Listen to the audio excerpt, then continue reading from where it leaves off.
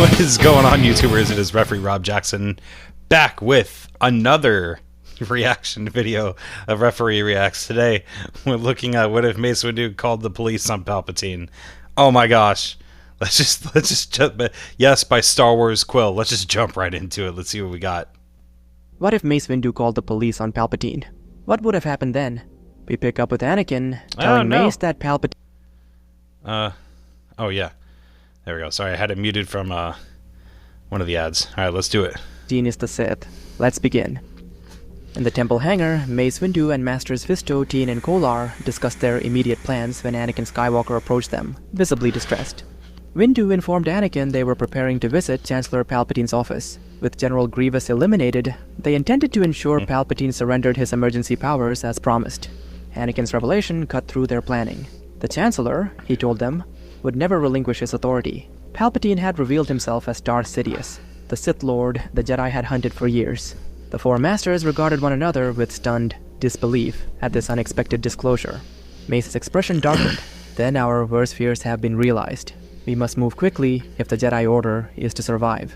I'll join you, Anakin said. He trusts me. By the way, I'm seeing in the suggested videos the next one. What if Palpatine couldn't use lightsabers? Listen here, Quill. Listen here, motherfucker. Okay, we're gonna get to that video too. Trust me. Before Mace could respond, Kit Fisto stepped forward, his tentacles swaying thoughtfully. Perhaps we should consider a different approach. This is the Supreme Chancellor we're discussing. The political implications alone. What do you suggest, Master Fisto? Mace asked. Call the Coruscant Security Force, Kit Fisto said. This avoids entangling the Jedi in political complications that would ultimately generate excessive paperwork. Let the police handle it. The police? Mace questioned. Think about it, Kit continued. Using either clones or Jedi means more administrative procedures for us. CSF has jurisdiction in criminal matters, even involving high-ranking officials. The Masters contemplated the suggestion. That actually seems pretty reasonable. Master Fisto has a point, Teen conceded. This transcends Jedi affairs. It's a Republic security matter. His thoughts drifted to the fighting pits in the lower levels, where he'd planned to place several substantial wagers that evening. Windu's summons had interrupted what promised to be a profitable venture. I agree with Master Fisto as well, Anakin said with a nod. Inwardly, he believed Palpatine would be safer in their custody than facing four armed Jedi Masters. The nobility of Coruscant's law enforcement would ensure the Chancellor received proper treatment, he thought. Mace Windu nodded slowly. Very well. He activated his comlink again, this time inputting the CSF emergency frequency. The hologram flickered to life, revealing a heavy-set human officer with multiple rank insignia adorning his uniform. It's gotta be Peter Captain Griffin, Gordo's yeah. weathered face bore the marks of 30 years in Coruscant law enforcement. A crooked nose broken multiple times, a scar bisecting his left eyebrow, and jowls that sagged beneath 3 days of stubble with patches of gray. His small, calculating eyes blinked away sleep as he hastily adjusted an officer's cap perched unevenly atop his disheveled hair. The top buttons of his uniform remained undone, revealing an undershirt with visible food stains. CSF Special Operations, Captain Gordo speaking, he mumbled, suppressing a yawn. This is Master Mace Windu of the Jedi Council. We have credible evidence that Chancellor Palpatine may be involved in treasonous activities against the Republic. We need your officers to bring him in for questioning, Mace finished. Captain Gordo's eyes widened. The Chancellor himself? Understood, Master Jedi. We'll handle this with the utmost discretion and professionalism.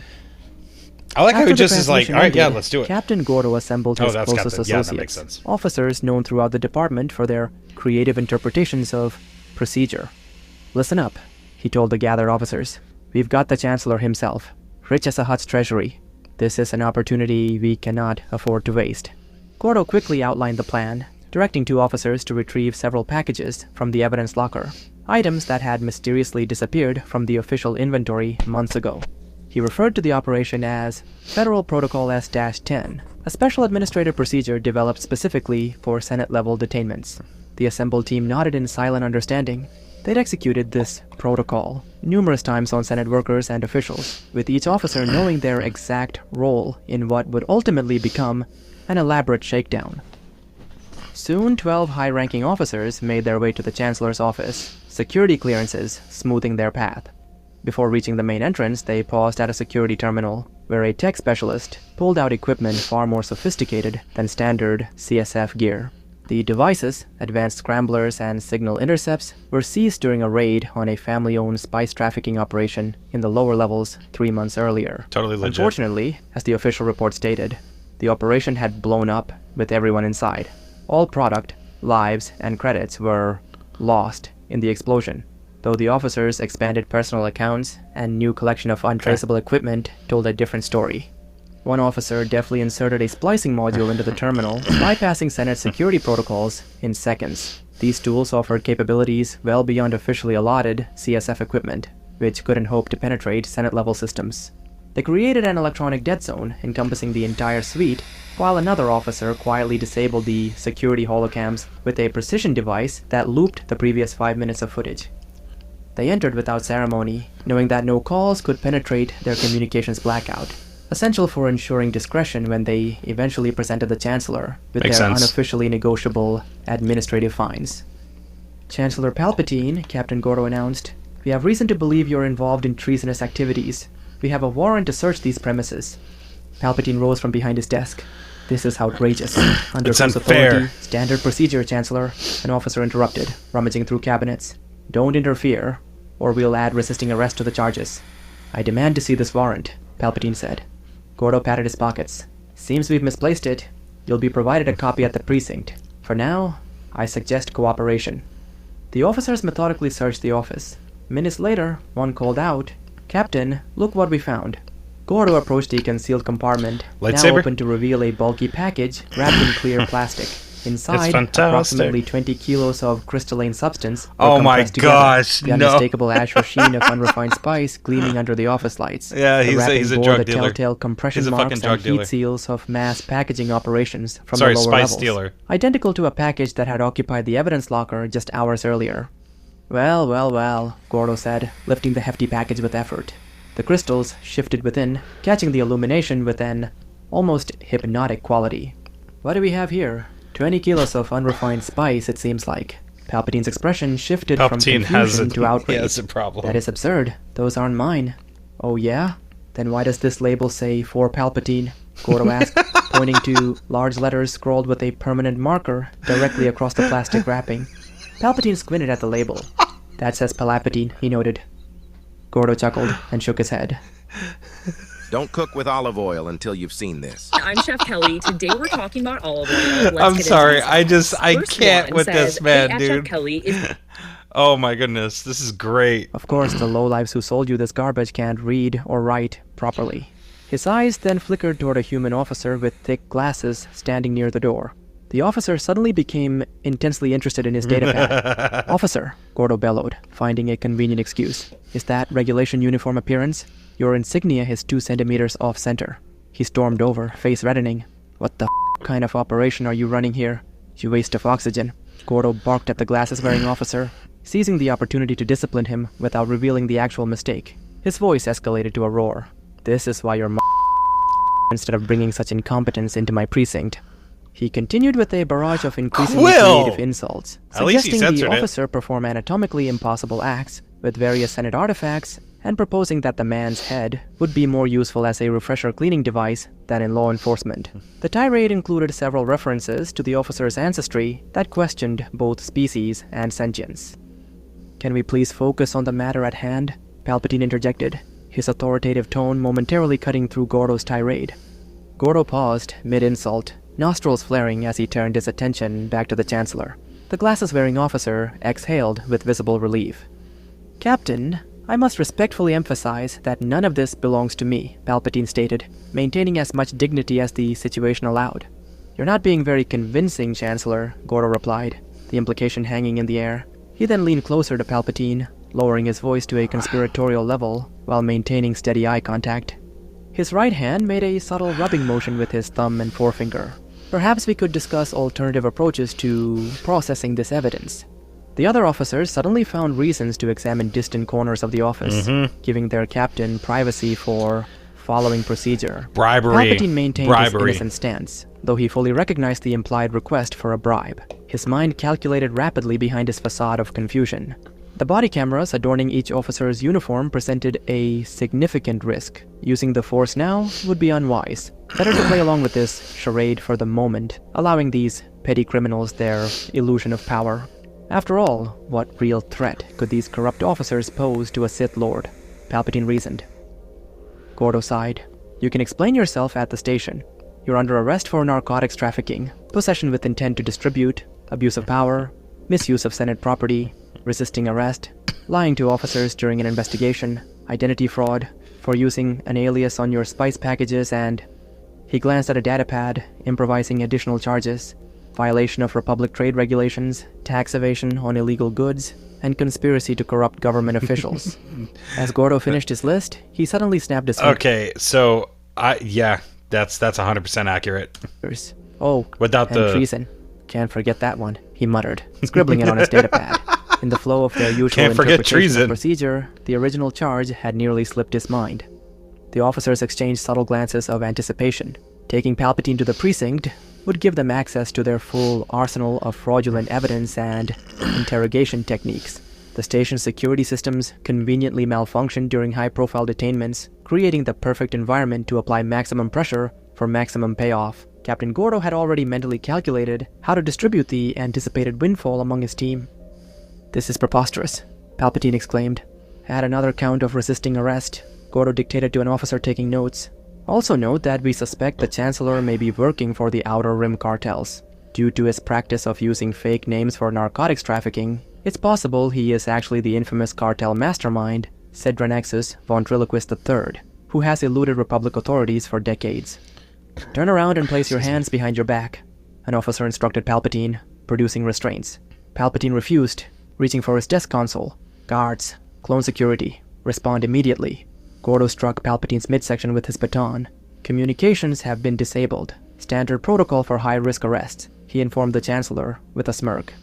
Palpatine's mind seized on this crucial detail. Communications disabled meant their body cameras weren't uploading footage to the CSF central servers. Any recordings would remain local, stored only on devices he could destroy. No witnesses, no evidence. A perfect opportunity. Shit. His calculating mind rapidly assessed the situation while pain radiated from where the baton had struck. The first physical assault he'd endured since Darth Plagueis decades ago. The shock of such insolence, such disrespect to a Sith Lord, triggered something primal within him. Palpatine's composure I can dissolved definitely see completely, this happening. his eyes flashing yellow as decades of carefully maintained restraint evaporated. Why bother with subtle Force suggestion when he could simply eliminate these insignificant obstacles? He would execute Order 66, claiming the Jedi had sent these officers to assassinate him. The clone programming would protect him from reprisal. As for Anakin, that naive fool, he would simply tell him the dark side could not only save Padme, but perhaps even resurrect his mother.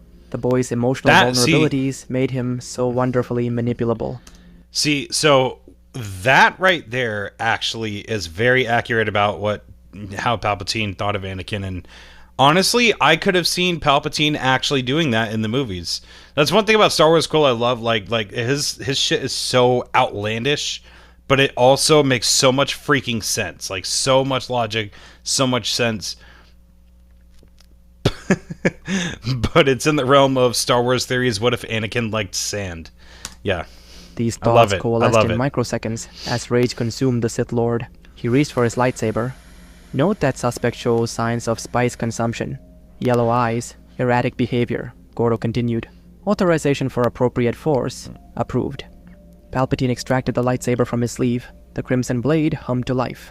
Suspect disarmed, Gordo shouted, throwing his blaster along with the other officers. Open fire. Palpatine moved with unnatural speed, his crimson blade tracing figure 8 patterns through the air as he deflected blaster bolts back at their sources. Officers fell in rapid succession, limbs and torsos cleaved apart with surgical precision. The Chancellor's face contorted with rage and dark pleasure as he dismembered his would-be arresters. What Palpatine didn't know was that while standard CSF body cameras were blocked by the jammers, these officers had modified theirs with confiscated cartel communication transmitters hardwired directly to the camera units. This setup, operating on encrypted frequencies, specifically designed to bypass Republic security measures, connected to the broader network of corrupt officers. They had originally developed the system as a safety protocol, allowing their corrupt colleagues to monitor shakedowns remotely and intervene if officers were injured or killed during an extortion attempt gone wrong. Yep. Today, that precaution proved unexpectedly valuable. The officers' modified body cameras streamed the massacre directly to their equally corrupt colleagues throughout the CSF network. The footage of a lightsaber-wielding chancellor transforming officers into smoldering pieces triggered an unexpected response: greed. CSF regulations provided substantial bonuses for neutralizing force wielders who killed law enforcement. Within minutes, nearly 50 police speeders converged on the Senate building, each pilot calculating their share of the bounty. Having dispatched Gordo and his squad, Palpatine deactivated his lightsaber and surveyed the carnage with satisfaction.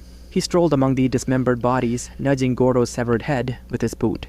"Such is the fate of all who dare challenge a Sith Lord," he declared to the empty room, allowing himself a moment of theatrical indulgence. He continued his monologue, savoring his victory for precious minutes, unaware that every word was being transmitted across the corrupt police network. Finally remembering the need for haste, Palpatine approached the main doors, only to find them electronically sealed. Gordo's team had activated the emergency lockdown protocols before entering. The Chancellor snarled with irritation, placing his hands on the reinforced durasteel. Focusing his rage, he channeled the Force through his fingertips, the metal groaning and bending outward until he managed to pull the sealed door from its frame. But before he could alert his guards, his escape route was blocked by waves of corrupt officers pouring in from every direction. The office space surrounding him erupted with blaster fire from all angles, as officers recklessly shot through the open doorway. In their frenzied attempt to claim the bounty, officers showed complete disregard for their colleagues' positions. Many fell to friendly fire, which only incentivized the survivors. Fewer living officers meant larger shares of the bounty for those who remained. Amidst the chaos, an officer whose uniform strained against his considerable girth retrieved what he thought was a stun grenade from his speeder's storage compartment. It's probably a thermal the device, detonator. actually a Yep. massive military-grade thermal Yep. detonator, had been confiscated earlier that week from the evidence locker. The officer had stolen it, intending to sell it on the black market, as he did with most evidence that crossed his path. He'd been scammed by his regular buyer, who downplayed the weapon's significance, claiming it was nothing major, just a modified stun device. Having no technical knowledge about explosives, he'd grabbed it on his way to join the Palpatine bounty hunt, figuring it might prove useful. Oh, it definitely The fatally was. out-of-shape officer, who hadn't run at all in 5 years, attempted to sprint toward Palpatine, but tripped over a fallen colleague. The impact activated the unstable device, which detonated immediately. The explosion was far more powerful than anyone anticipated, vaporizing that entire section of the Senate building along with all occupants, all 200 officers, and one Sith Lord. The most tragic loss was the 20 kilos of spice meant for Palpatine that was vaporized in the explosion. Palpatine. In the aftermath, the Republic was stunned, but ultimately relieved. The Separatist movement dissolved without its secret architect. The clone army, no longer controlled by Palpatine's contingency orders, integrated into the CSF. At the Jedi Temple, Anakin was sad, but after he and the council members partook in what they called a celebration of galactic peace by burning some herbs from their own evidence locker, Anakin forgot all about it. He even forgot who Palpatine or whatever his name was.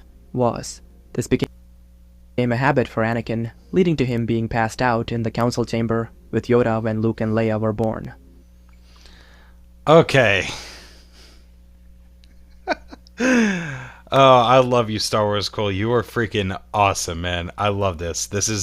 See, I'll watch some more. I'll do some more reactions to PPSW and a few others. But Star Wars Quill, man, we need what ifs like this. Just the outlandish, ridiculous, like bullshit, like type of what ifs that it just makes you go, what the fuck. So no, I'm so glad that Star Wars Quill makes his videos, man. Like, he's just as much of an impact as the other Star Wars theorists and stuff like that. So thank you all so much for watching. If you like what you see, be sure to like, comment, subscribe, share with your friends, share with your family if you think it's appropriate, and if it's inappropriate, share with your friends on the entire internet. My name is Referee Rob Jackson, and I will catch you guys next time. Goodbye, everybody.